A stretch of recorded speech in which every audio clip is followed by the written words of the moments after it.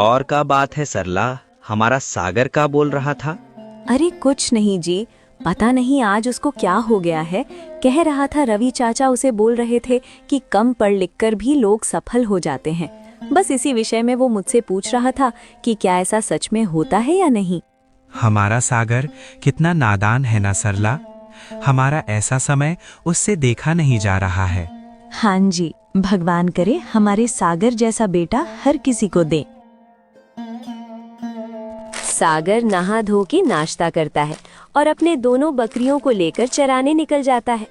वो रास्ते में सोचने लगता है, हे मेरे प्रभु, आखिर मैं ऐसा क्या करूं जिससे हम गरीबी से बाहर निकल सके।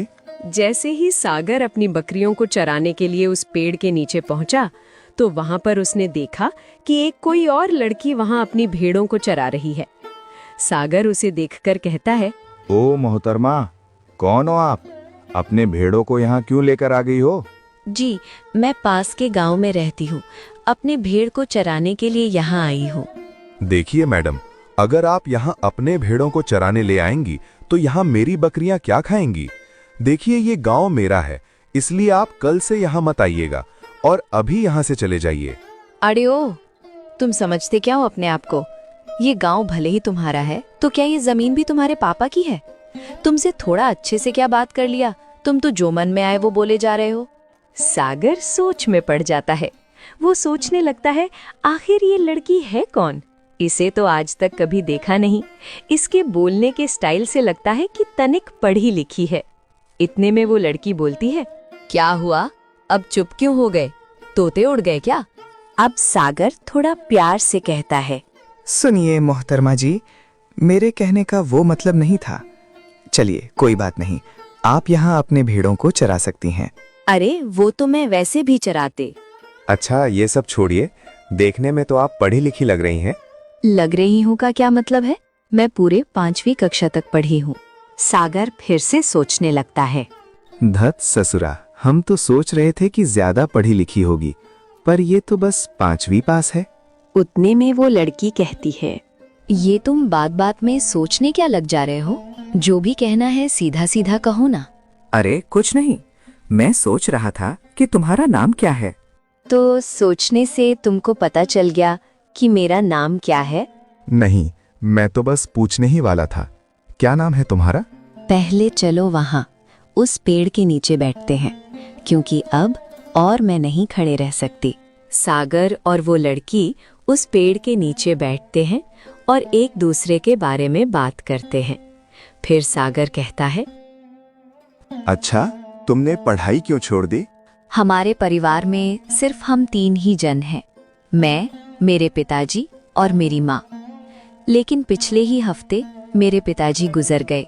ये सब सुनते ही सागर को उस लड़की के लिए बहुत बुरा महसूस होता है। वो दोनों घंटों उस पेड़ के नीचे बातें करते हैं और बकरियां और भेड़ बगल के घास चर रहे होते हैं। यहाँ पर केशव और सरला भी खेत में काम करके थक गए होते हैं, तो वो अपने खेत के बीच में जो पीपल का पेड़ है उसके नीचे बैठकर बातें कर रहे हैं। चलो सरला, आज का काम तो आधा से ज्यादा खत्म हो चुका है, इसलिए आज हम जल्दी घर जा पाएंगे।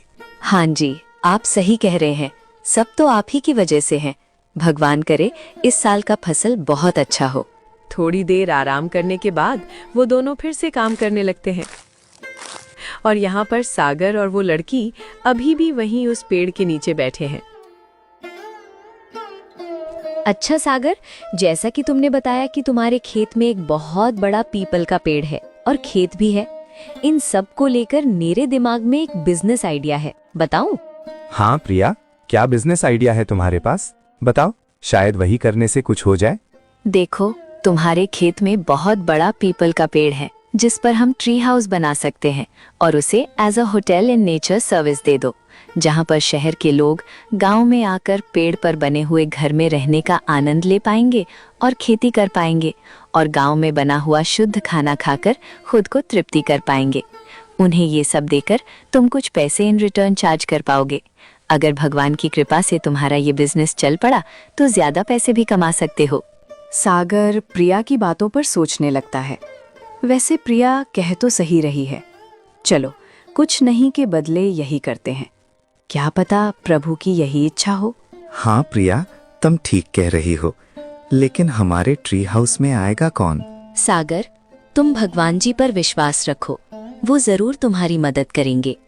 उस दिन घर वापस आते वक्त सागर रवि चाचा से मिलने जाता है। अरे कहाँ हो बिटवा, का हाल चाल बा? आज हमारे यहाँ कैसे आ गए भैया? नमस्ते रवि चाचा जी, वो आज मुझे कुछ आपसे काम है इसलिए आया हूँ। अरे हाँ ललुआ, हम तो मदद जरूर करेंगे। अरे वो बसंती सुन रही हो? देखो हमारा सागर हमसे मिलने आया है। तनिक उसके लिए नमकीन और पानी लेते आओ। बसंती एक गिलास पानी और एक प्लेट में नमकीन फट फट लेकर आ जाती है।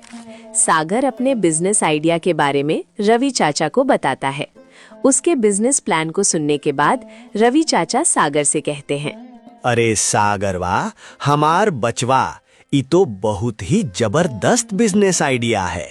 देख बेटा, ये काम स्टार्ट करने के लिए तुमको कुछ पैसों की जरूरत होगी, जो तुम थोड़े बहुत मुझसे ले लेना और बाकी के पैसे हम तुम्हें बैंक से लोन दिलवा देंगे। उसके बाद तुम्हारा जो खेतवा है उसमें हम टिहरी हाउस बनवाएंगे। साथ ही जिन पर्यटकों को खेती में रुचि हुई तो वो लोग हमारे गांव में खेती करने का भी अनुभव ले सकते हैं। और बचवा, का पता तोहार ई काम से हमारे गांव का प्रगति हो जाए। सभी बातें होने के बाद रवि चाचा और सागर उसकी मम्मी और पापा से इस बारे में बताते हैं। वो बैंक से लोन लेते हैं और ट्री हाउस बनाने का काम चालू हो जाता है। कुछ ही दिनों में उनका बहुत खूबसूरत सा ट्री हाउस बनकर रेडी हो जाता है। और सरप्राइजिंगली जिस दिन उनके ट्री हाउस का उद्घाटन होता है, प्रिया अपने साथ एक आदमी को ले आती है।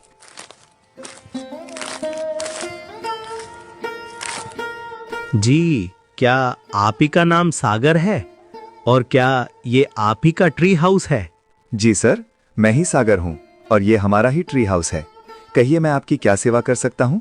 इस छोटी बच्ची ने हमको यहाँ आने के लिए बहुत रिक्वेस्ट किया है, इसलिए हम सोचे क्यों ना यहाँ के ट्री हाउस का अनुभव ले ही लिया जाए। इतना सुनते ही सागर, रवि चाचा और उसके मम्मी पापा बहुत खुश हो जाते हैं। और फिर आगे सागर कहता है, तो क्या सर जी, आप हमारे ट्री हाउस का लुत्फ उठाने आए हैं? मेरा मतलब है, क्या आप हमारे ट्री हाउस में रहकर उसका अनुभव लेना चाहते हैं? जी सागर जी, अब बिल्कुल सही समझे हैं। चलिए, अब मुझे और रहा नहीं जा रहा है आपका ट्री हाउस देखने के लिए। सागर धर्माजी को ट्री हाउस में ले जाता है। अंदर से ट्री हाउस बहुत ही ज्यादा सुंदर था। उसकी बड़ी बड़ी खिड़कियों से पूरा गांव और गांव की हरियाली दिख रही थी, जिसे देख धर्माजी बहुत खुश हो जाते हैं और कहते हैं, लाजवाब सागर जी, बहुत ही खूबसूरत है आपका ट्री हाउस। अच्छा, हमको यहाँ और क्या क्या मिलेगा? सर जी, रहने के लिए आपका यही कमरा होगा और खाने के लिए हम गांव का शुद्ध मिट्टी के बर्तनों में बनाया हुआ खाना। अगर आपको खेती में रुचि हो या उसका अनुभव लेना हो तो हम आपको वो भी करवाएंगे। और अगर आपको गाय बकरियों का सेवा करना है तो आप वो भी यहाँ पर कर सकते हैं। जी, हम बस इतनी ही सर्विस दे सकते हैं। आप इसे बस इतना ही कहते हैं? अरे सागर जी, ये तो आपका बिजनेस पूरा एग्रो टूरिज्म को प्रमोट करने वाला है और मेरा यकीन मानिए, आप इसमें बहुत ऊंची सफलता को हासिल करने वाले हैं। सर जी, आपका बहुत बहुत धन्यवाद। अब आप यहाँ की सर्विस एंजॉय कीजिए। धर्मा जी सागर के ट्री हाउस में पूरे 2 दिन के लिए रुकते हैं और उसी 2 दिनों में उन्होंने गांव में बना हुआ शुद्ध खाना खाए, उस ट्री हाउस में आराम और सुकून की नींद ली, उनके खेतों में खेती करने का अनुभव लिए और गाय और बकरियों को चारा भी खिलाए। वहां से जाने के वक्त वो सागर को 25,000 रुपए का चेक देते हैं। चेक का अमाउंट देखकर सागर, रवि चाचा, प्रिया और उसके मम्मी पापा सभी चौंक जाते हैं। तो सागर बहुत ज्यादा खुश होकर कहता है, सर जी, इतना बड़ा अमाउंट का चेक हम तो अपनी पूरी जिंदगी में पहली बार देख रहे हैं। आपका बहुत बहुत धन्यवाद। अरे ये तो कुछ भी नहीं है सागर जी। वैसे पेशे से मैं एक व्यापारी हूँ। मेरा मुंबई शहर में अपना खुद का एक छोटा सा कंपनी है। वहाँ मेरे कंपनी में 250-300 एम्प्लॉइज मेरे साथ काम करते हैं। वहां जाने के बाद मैं उन सभी से रिक्वेस्ट करूंगा कि अगर आपको गांव का अनुभव लेना है तो यहां सोनपुर में सागर जी के ट्री हाउस अनुभव लेने जरूर जाएं।